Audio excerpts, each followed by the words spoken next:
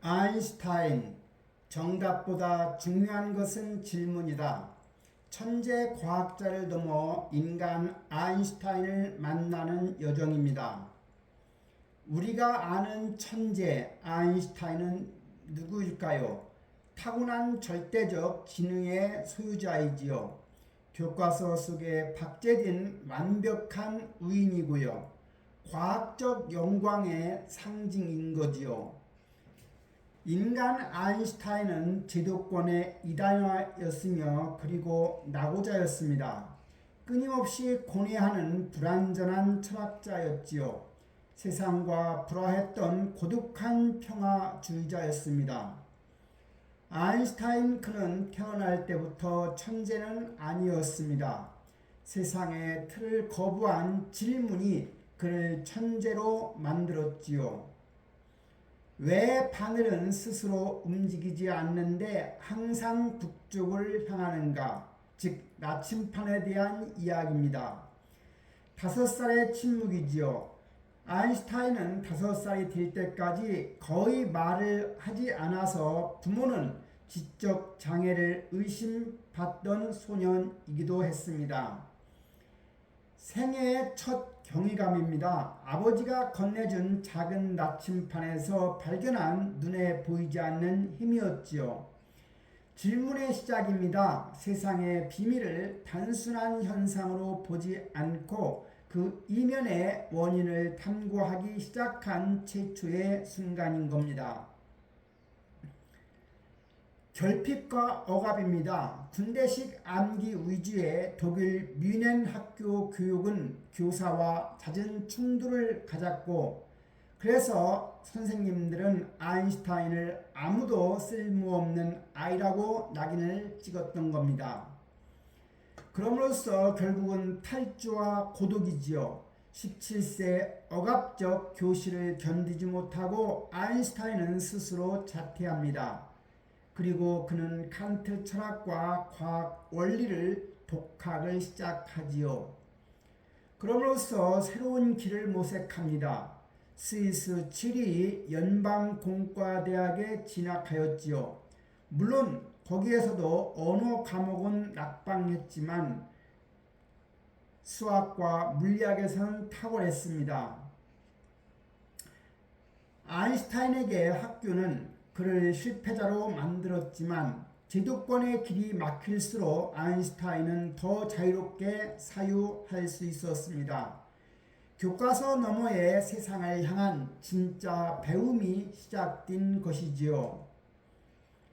벨은 특허청입니다. 상상력의 실험실이었죠. 다시 말하면 아인슈타인은 대학을 졸업하고 나서 대학에 남지 못하고 특허청에 취업하게 됩니다. 사유의 자유입니다. 단조로운 서류 검토 업무가 오히려 학계의 제약으로부터 온전한 생각할 수 있는 자유를 아인슈타인에게 부여했던 거지요. 아인슈타인은 대학을 졸업하고 나서 학계로부터 외면을 당합니다. 즉 츄리히 공대를 졸업한 후에 교수들과의 마찰로 학계 진입에 실패합니다. 하급 심사관으로 특허청에 취직하게 되지요. 퇴근 후에 혁명입니다. 아인슈타인은 특허청에서 퇴근한 후에 빛은 파동인가 입자인가 시간은 절대적인가를 스스로 묻고 가설을 검증하게 됩니다. 위대한 혁명은 화려한 연구실이 아닌 가장 평범해 보이는 시간 속에서 온전히 자신의 질문에 몰두할 때 자라난 겁니다. 1905년이 바로 아인슈타인에게는 기적의 해였지요. 즉 광전 효과라 해서 빛이 입자의 성질을 지닌다는 사실을 규명하게 됩니다. 이것이 후에 양자역학의 씨앗이 되기도 했지요. 브라운 운동입니다. 원자의 실제 존재를 수학적으로 확증 검증했지요. 그리고 특수 상대성 이론을 정립합니다.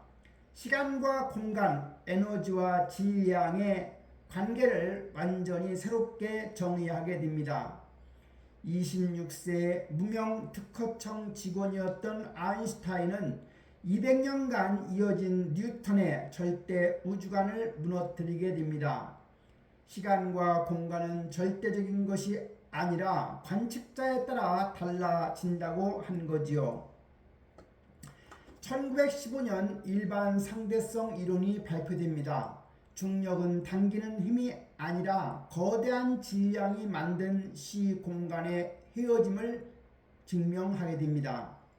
그리고 1919년에는 에딩턴의 일식을 관출하게 됩니다. 즉 태양력, 별빛이 헤어짐을 입증하였지요.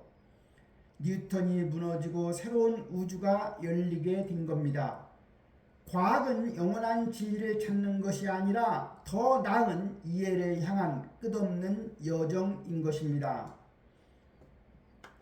진리를 쫓는다는 것은 시대의 환호 속에서도 철저한 고독을 감수하는 일이었습니다. 물론 아인슈타인은 명성을 얻었지요. 대중문화의 아이콘이자 세계적인 스타로 부상했습니다. 언론의 플래시 세례를 받으며 끊임없는 강연을 다녔죠. 하지만 위협이기도 했습니다. 독일 내 거세지는 반유대주의로 유대인 과학자로서 정치적 공격과 제거의 표적이 되었습니다. 그래서 결국은 고립됩니다. 신은 주사위를 던지지 않는다.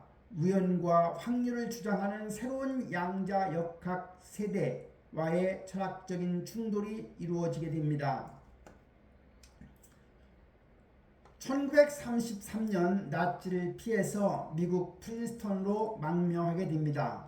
1939년 나치의 핵무기 개발을 경고하며 루즈벨트 대통령에게 보낸 한 통의 편지가 있습니다. 이 서한이 촉발한 맨해튼 프로젝트 그리고 히로시마의 참상이 이어지게 됩니다. 내 평생 가장 큰 실수라 하면 그 편지에 서명한 것입니다. 인류를 향했던 과학이 인류를 파괴하는 무기가 되는 순간 과학의 진실과 인간의 진실 사이에서 겪은 뼈아픈 고뇌라 할 수 있습니다. 평화와 정의의 아이콘이죠. 시대의 양심이 된 겁니다. 평화주의입니다. 냉전 시대의 군비 경쟁을 비판하고 공산주의 동주자라는 사회적 비난과 불충성 꼬리표를 감수하며 대화와 평화를 촉구하게 됩니다. 인권운동입니다. 이대로 겪은 차별의 기억을 바탕으로 미국 내 흑인 인권운동을 적극 지지하고 그리고 인종차별 철폐 운동에도 동참하게 됩니다. 아인슈타인은 폭력으로는 인류의 미래를 구할 수 없다고 주장했지요. 인류가 평등하지 않다면 과학의 진보는 아무 의미가 없다라고 말했습니다. 아인슈타인은 소박한 삶을 살았습니다. 낡은 옷과 소박한 식사, 바이올린과 산책으로 채워진 말년이지요. 통일장 이론입니다. 우주의 모든 힘을 하나로 묶으려 했던 마지막 집착이 있었습니다. 그러나 아인슈타인은 끝내 미완성으로 남은 연구가 되었던 겁니다. 모순과 약점입니다. 순탄치 않았던 가정사도 있었고 학계에서도 고립되었으며 완벽하지 않았던 인간 아인슈타인입니다. 나는 언제나 배우고 있다. 내가 틀릴 수 있음을 알 때 나는 더 자유롭다고 말했죠. 오만한 권위가 아닌 신비로움에 대한 경의와 철저한 겸손, 천재도 불완전했기에 우리 모두에게 용기가 되는 겁니다. 남겨진 진짜 아인슈타인의 유산은 뭘까요? 1955년 4월 인위적인 생명 연장을 아인슈타인은 거부하고 76세의 나이로 눈을 감았습니다. 즉 우상화되기를 원하지 않는다는 유언에 따라 조용히 화장되어 유해를 결국은 뿌리게 되었지요. 노벨상도 상대성 이론도 아닌 그가 남긴 삶의 태도는 무엇일까요? 첫째, 끊임없이 질문하는 용기였습니다. 둘째, 권위에 굴하지 않는 자유로운 사유였습니다. 셋째, 인간의 존엄을 지키려는 따뜻한 연민이 있었지요. 지식은 사랑과 결합될 때만 가치가 있다라고 주장한 겁니다. 나는 특별한 재능이 없다. 다만 열정적으로 호기심이 많을 뿐이다. 정보의 홍수 속 정답만이 넘쳐나고 진짜 질문은 사라져가는 시대입니다. 당신의 호기심은 안녕하신가요? 즉 세상을 바꾸고 싶다면 먼저 당신의 질문을 지키십시오. 나에게는 어떤 질문이 있습니까?